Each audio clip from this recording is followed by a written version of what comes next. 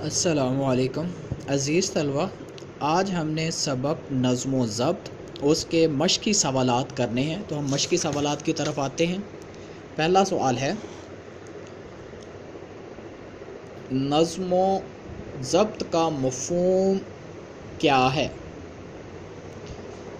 नज़्म व ज़ब्त का मफ़हूम ये है कि अपनी ज़िंदगी को किसी कायदे और कानून के मुताबिक ढालना।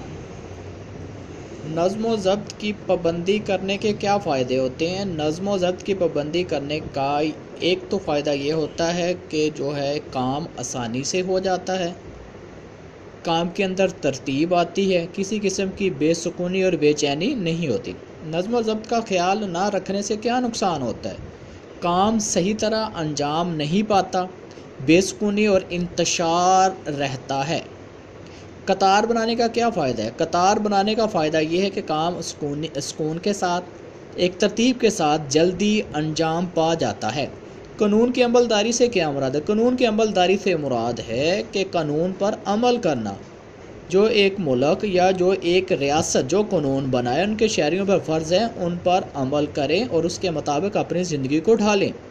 एक तालिब इल्म बेहतर मनसूबाबंदी करके अपने शब व रोज़ को किस तरह संवार सकता है?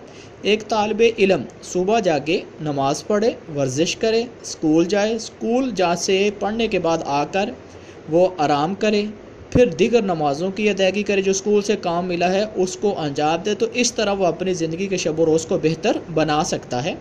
हमारा दीन हमें किस तरह नज़्म व ज़ब्त की तालीम देता है? हमारा दीन हमें नज़्म व ज़ब्त की बहुत अच्छी और उम्दा तालीम देता है। जिस तरह नमाज़ पंज जगाना है, एक तरतीब के साथ हम दिन के औकात में शाम को रात को अदा करते हैं, एक इमाम के पीछे रुकू सुजूद करते हैं।